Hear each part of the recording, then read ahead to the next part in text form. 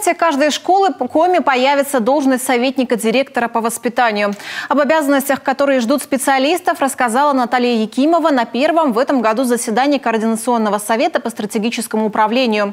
На повестке только один вопрос о подготовке образовательных организаций к началу нового учебного года. Насколько республика уже готова, знает Евгений Стокас. 19 новых точек роста, еще один кванториум в Ухте на базе 10-й школы, обновление материально-технической базы в специальных коррекционных организациях, капитальные ремонты школ. Это только часть задач, которые ставит перед собой Минобраз на текущий год. К ним добавляется борьба со второй сменой. Проблема особенно актуальна в столице республики. Вы знаете, что в Стойкаре самый большой процент. Мы тянем всю республику назад. На сегодняшний день более 25% у нас нашей столицы учатся во вторую смену. В этом году, как тут уже отмечалось, начнется возведение пристройки на 400 мест для школы номер 3, а это самый густонаселенный район города Стойкара-Орбита.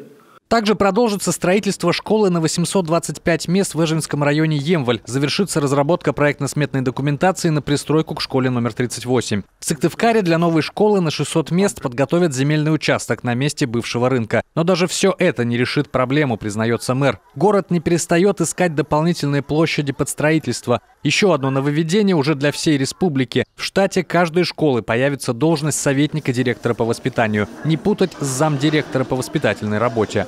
Советник по воспитанию – это человек, который будет организовывать взаимодействие всех заинтересованных. То есть не только школа, это весь социум, который окружает ребенка, это учреждение культуры, спорта, возможно, в каких-то случаях комиссии по делам несовершеннолетних, общественные организации, ветеранские общественные организации, которые сейчас очень активно с нами взаимодействуют. И самое главное – поддержка детских инициатив. То есть любые инициативы должны быть донесены в первую очередь до директора, а дальше уже помогать им реализовываться в рамках движения первого. Нерешенный на уровне Российской Федерации вопрос по отсутствию технических условий для перевозки дошколят поднимает на совещании глава. Вопрос актуален для республики, где детей из сел и деревень порой нужно возить за 10-15 километров в детский сад. Подвоз детей крайне важен и необходим.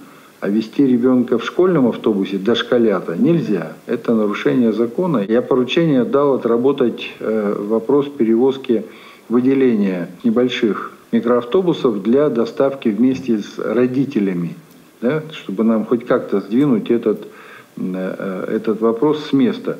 Значит, срок стоит 15 февраля. Вопрос будут отрабатывать в ближайшее время пилотно в Сыктывдинском районе. Однако только комплексный подход обеспечит стопроцентную безопасность детей при перевозках. По словам замруководителя Минстроя, в Коми ежегодно нужно ремонтировать 350 километров дорог. По факту получается почти в 3 раза меньше. Необходимо увеличивать финансирование, и должна в этом помочь апрельская сессия Госсовета. Владимир Уйба поручил Минстрою заранее к ней подготовиться. Евгений Стокас, Анна Зубарева, Дмитрий Ведерников, телеканал Юрган.